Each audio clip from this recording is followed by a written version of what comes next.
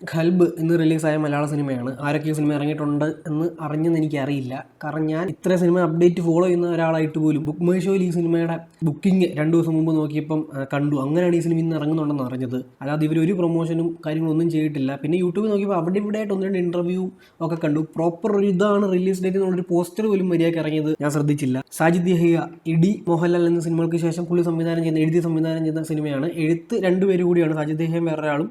Story Sajid യഹിയയുടെ. ഈ cinema proper ഒരു romantic ഡ്രാമയാണ്. വെറും റൊമാൻറ്റിക് ഡ്രാമ അല്ല, അതിന് മുൻപ് ഒരു വാക്കും കൂടെ ചേർക്കണം, ഔട്ട്ഡേറ്റഡ് റൊമാൻറ്റിക് ഡ്രാമ.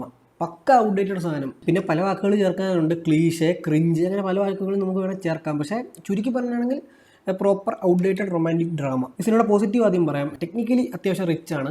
വിഷ്വൽസും കളർ ഗ്രേഡിങ്ങും ആണ് എനിക്ക് ഏറ്റവും ഇഷ്ടപ്പെട്ടത്. പിന്നെ ആർട്ട് വർക്കും അടിപൊളിയായിരുന്നു. പിന്നെ മ്യൂസിക് സൈഡും അടിപൊളിയായിരുന്നു. അതായത് കുറേ പാട്ട്, ബാക്ക് ടു ബാക്ക് പാട്ട്, ഓരോ 5 മിനിറ്റിൽ ഓരോ പാട്ടാണ്. അതായത് 4 മിനിറ്റുള്ള പാട്ടുകളെന്നല്ല, അങ്ങനത്തെ പാട്ടുമുണ്ട്. അതല്ലാതെ 1 മിനിറ്റ് 2 മിനിറ്റുള്ള പാട്ടുകളുണ്ട്. ചറപറ പാട്ടുകൾ, എണ്ണ നിന്ന് നമ്മുടെ 2 കൈയിലെ വിരലുകളും അതിക്രമിച്ചു പോകും. ഒരു പരിധി കഴിഞ്ഞപ്പോൾ ഇത് ഓവറായിട്ട് നമുക്ക് ഇതെന്താണ് പാട്ടിന് വേണ്ടി ഒരു സിനിമയെന്നൊരു ചിന്തയായിരുന്നു. ഇപ്പോൾ ഈ ടെക്നിക്കലുള്ള കാര്യങ്ങൾ മാത്രമാണ് പോസിറ്റീവ്. അത് മാറ്റി നിർത്തി റൈറ്റിംഗ് ആണ് ഈ സിനിമയിലെ മെയിൻ വില്ലൻ. ഒരു ഇതുമില്ലാത്ത റൈറ്റിംഗ്. അതായത് ഞാൻ പണ്ട് 10 വർഷം മുമ്പ് ഈ പടം വന്നാൽ പോലും ഹിറ്റാവത്തില്ല, ആ ഒരു രീതിയുള്ള സാധനം. നമ്മൾ എത്ര ഇതിൻ്റെ ഓരോ സീൻ ബൈ സീനും പരിപാടിയൊക്കെ കണ്ടതാണ്. അതിനെ കുറച്ചും കൂടെ താത്താൻ വേണ്ടി ഇതിലെ പെർഫോമൻസുകൾ, അതിലും ഡയറക്ടറെ തന്നെയാണ് ഞാൻ മെയിനായിട്ട് പറയുന്നത്. കാരണം വീക്ക് കാസ്റ്റിംഗ് ആണ്. ലീഡായിട്ടുള്ള നായകനും നായികയും ഭയങ്കര മോശം. എനിക്ക് നായകൻ്റെ മൈക്കിലെ പെർഫോമൻസ് ഇഷ്ടപ്പെട്ടതാണ്. മൈക്ക് സിനിമയിലെ ഹീറോ ആണ്. പക്ഷേ ഇതിൽ പുള്ളി ഭയങ്കര ശോകം. ഹീറോയിന് വയ്യ, അങ്ങനത്തെ ഒരു രീതി. അതായത് അനങ്ങിയൊന്നും ചെയ്യുന്നില്ല, ആ ഒരു സാധനം. ഡബ്ബിങ്ങൊക്കെ കോമഡി, അങ്ങനെ ക്രിഞ്ചാണ്. ഇവർ ഓരോ ഡയലോഗും റൊമാൻറ്റിക് സാധനമൊക്കെ പറയുമ്പോൾ നമുക്ക് ക്രിഞ്ചാണ് ഇവരുടെ പെർഫോമൻസിലെ സീൻ കൊണ്ട്.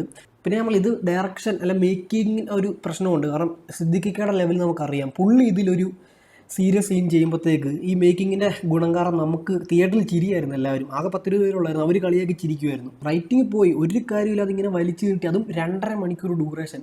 ഈ 2.5 മണിക്കൂർ തീർക്കാൻ പറ്റൊരു പാട്, അതിനെനിക്കൊരു അവാർഡ് തരണം. അങ്ങനത്തെ ഒരു പടമാണ് ഇത്. നിങ്ങൾ OTT വന്നു കഴിയുമ്പോൾ ഒന്ന് ജസ്റ്റ് കാണുന്നവർക്ക് മനസ്സിലാവും ഇതിൻ്റെ ഒരു അവസ്ഥ എന്താണെന്നുള്ളത്. ഷെയ്ൻ നിഗത്തിനോട് ഒരു സല്യൂട്ടുണ്ട്. വളരെ ഉചിതമായ തീരുമാനം. കട്ടയ്ക്ക് പ്രണയിക്കുന്നവർക്ക് പോലും അവർ പോലും പറയും ഇതെന്ത് കുളത്തരയാണെന്ന്. ഇതിലെ ഒരു കോൺഫ്ലിക്റ്റ് വരുന്നുണ്ട്, അതൊക്കെ വളരെ സില്ലി. ഇന്നത്തെ കാലത്ത് സില്ലി. ഇത് പ്രസൻറ്റിലെ കാര്യമാണ് കാണിച്ചിരിക്കുന്നത്. എനിക്ക് വളരെ സില്ലിയായിട്ടാണ് തോന്നിയത്. ഇത് തന്നെ പല രീതിയിലും നമുക്ക് കൈകാര്യം ചെയ്യാമായിരുന്നു. അതായത് കൊണ്ടുപോയി സോൾവ് ആക്കാമായിരുന്നു. അതിനെ കൊണ്ട് ഇമോഷണലി ഹുക്കാക്കാൻ വേണ്ടി എന്തൊക്കെയോ കോപ്രായങ്ങൾ കാണിക്കുന്നുണ്ട്. അങ്ങനെ അകത്തൊക്കെ കംപ്ലീറ്റ് നിരാശ സമ്മാനിച്ച് എൻ്റെ പേഴ്സിൽ നിന്നുള്ള പൈസ പോയെന്ന് തോന്നിച്ച സിനിമയാണ് ഖൽബ്. അപ്പോൾ ഈ സിനിമയ്ക്ക് എൻ്റെ റേറ്റിംഗ് 1 out of 5 ആണ്. പിന്നെ ഏറ്റവും വലിയ ഞെട്ടൽ എന്താണെന്ന് വെച്ചാൽ ഫ്രൈഡേ ഫിലിം ഹൗസ് ആണ് ഈ സിനിമയുടെ പ്രൊഡക്ഷൻ. വിജയ് ബാബു അദ്ദേഹം എന്തുകൊണ്ടാണ് ഈ സിനിമ എടുത്തെന്നുള്ളത് ഒരു മിസ്റ്ററിയാണ്. അദ്ദേഹം ഒരു ഇൻ്റർവ്യൂവിൽ ഇതിനു മുൻപ് ചോദിച്ചിട്ടുണ്ട്, who are you to rate films. അപ്പോൾ എനിക്ക് അദ്ദേഹത്തോട് ചോദിക്കാനുള്ളത്, who are you to tell that.